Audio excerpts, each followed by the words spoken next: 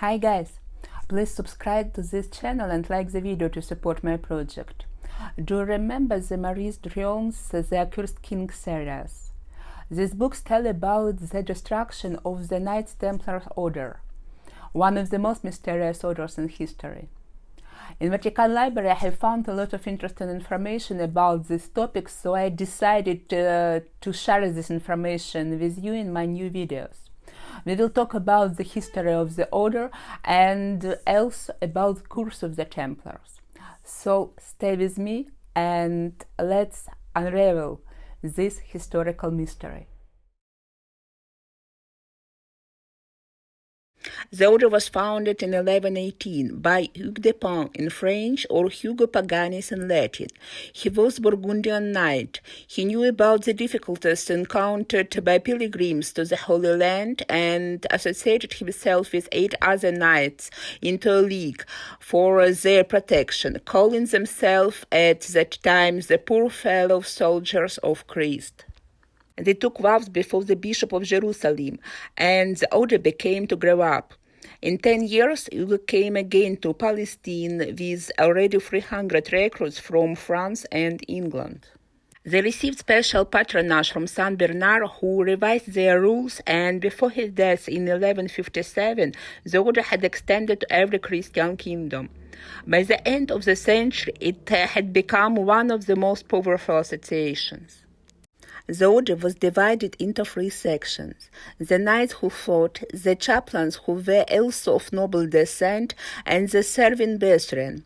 Besides these, many others, including women, were affiliated the order. One of the rules of the order was poverty. The seal of the order was engraved with a device of 2 knights riding one horse, intended to denote both humility and want of means. Order was soon located in large and fortified residences. In Jerusalem, the King Baldwin II provided them with quarters on Mount Moriah near the site of Solomon's Temple. While Jerusalem remained in Christian hands, this was their main residence.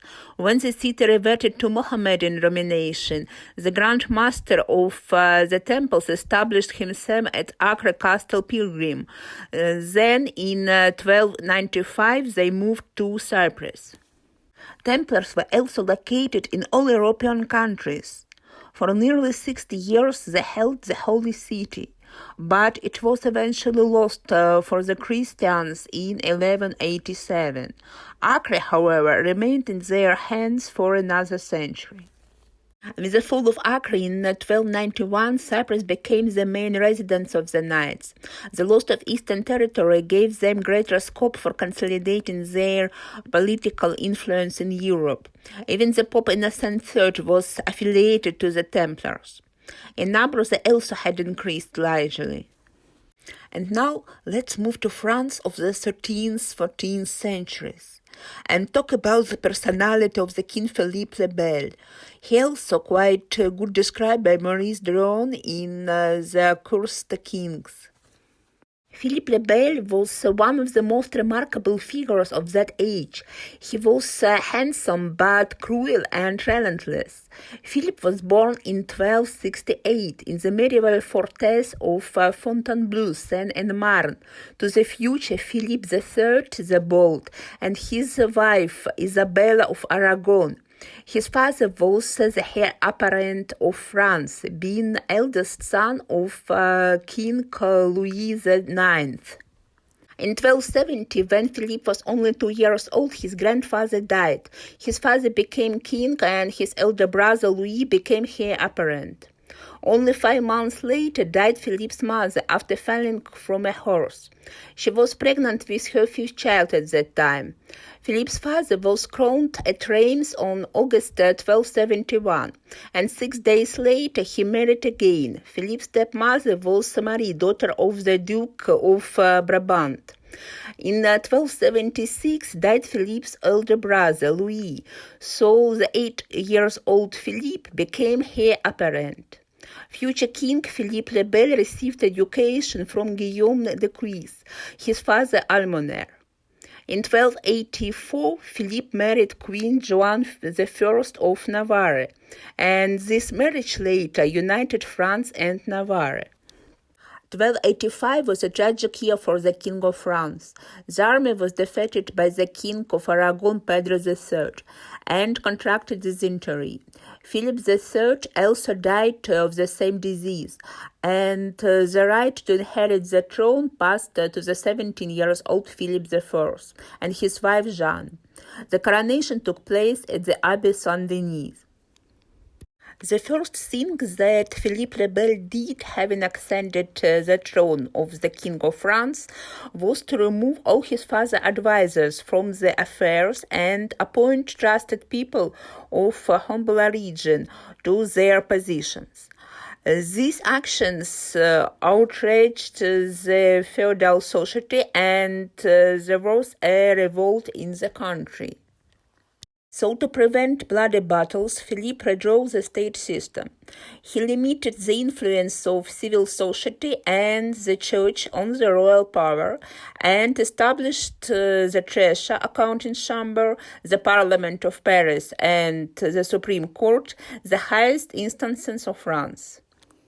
The changes also affected the tax system. Taxes on land, property, trade, and vassal payment were increased.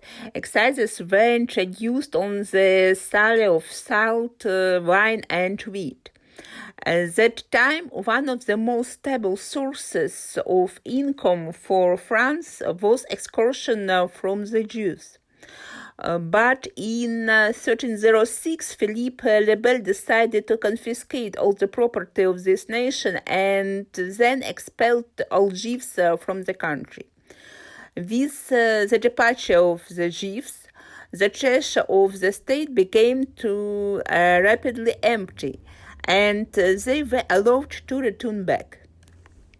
Then, the King of France tried to impose a state tax on the church, and on this basis he clashed with the Pope Boniface VIII. In 1296, the Pope issued a bull forbidding kings from taxing the church, and members of clergy from paying them without papal permission. In response to this measure, Philip, from his side, banned the export of gold and silver from France. This hit the pocket of Boniface VIII, and he anathematized the king. The conflict was repeated in 1301. As a result, Boniface was taken prisoner and then released, but the health of the ruler of the church was damaged and he died. Instead of Boniface, the papacy was taken over the Clement V, protégé of France. And in 1307 he started his war with Templars. Templars had money, and the king needed their money. Maybe this was the main reason of this war. For a long time existed rumors to the discredit of the Order of Templars, reported that the knights worshipped a strange head or a four-footed beast, and that the candidate for reception into the order had to deny the Lord and to spit upon the crucifix. These rumors had been current for some time when two knights, Nofo and Queen de Florian, who had been expelled from the order for grave offenses, offered to give evidence against their former comrades. This gave Philip the opportunity that he was lacking. He rapidly made his plans how to destroy the order. He also induced the Pope to help him with this. In that time, the Pope moved the papal see to Avignon and was much in the king's power. They invited from Cyprus the Grand Master of the order under pretense of wishing to discuss a new crusade. Jasques de Molay, the Grand Master, accepted the invitation and arrived with a large retinue, 150,000 gold florins and 10 horse loads of silver. This was a contrast to the humble equipage of the founder, who was said to have shared one horse with his friend.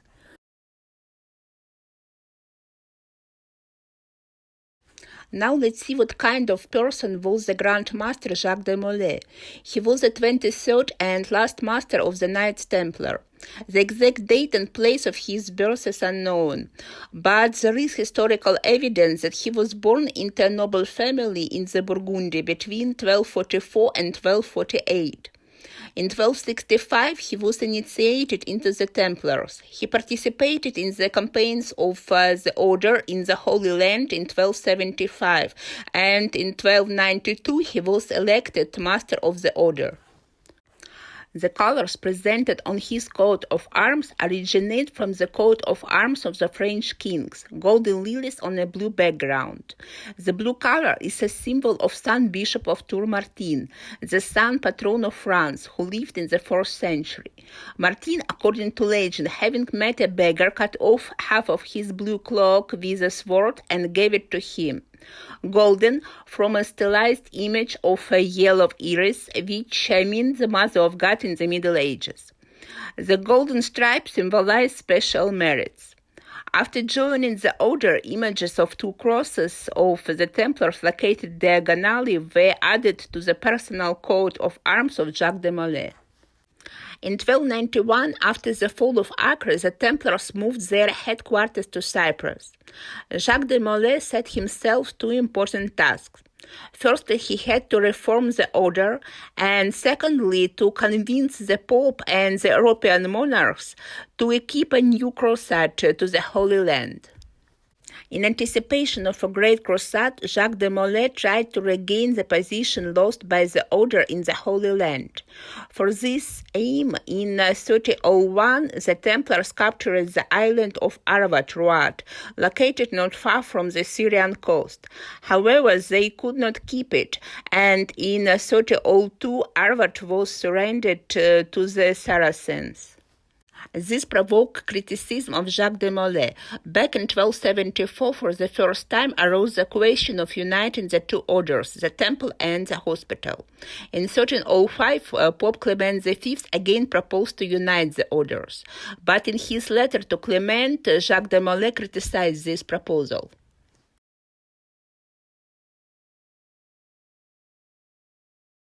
So the Grand Master arrived with the hope to solve all problems with the king and the pope. Philippe received him with honor, but not long later, without warning, 13th October 1307, arrested him and imprisoned with 60 of his knights. They were accused in heresy, idolatry, and degrading vices. Philip sent directions to Edward II of England to arrest all the Templars in his dominations. The England king refused at first, but he was on the point of marriage with Isabella of France, Philip's daughter, and was under the influence of his future father-in-law. When the Pope issued another bull ordering Edward to seize the knights and to annex their property, he allowed this. In 1309, the Papal Commission arrived in England, and Templars were all arrested.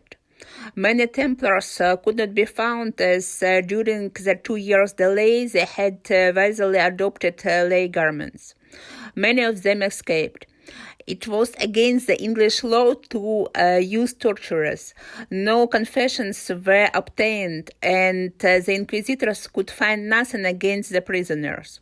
The evidence that was produced was almost based on second-hand reports collected by the Dominicans, who in all countries were the enemies of the order.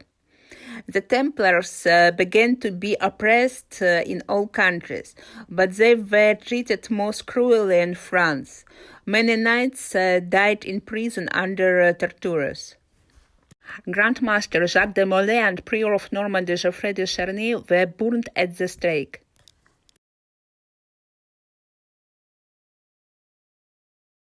Having ascended the stake on March 18, 1314, Grand Master Jasques de Molay cursed the king and the pope, and said that in less than a year they both would appear before God's court. And so it happened. Clement V died on April 20, 1314. Philippe IV on November 29, 1314. The Grand Master also cursed all the offspring of the King of France up to the 13th generation. Louis XVI and was the heir in the 13th generation, although not in direct line of succession. The direct line of succession was interrupted a few years after Philippe's death.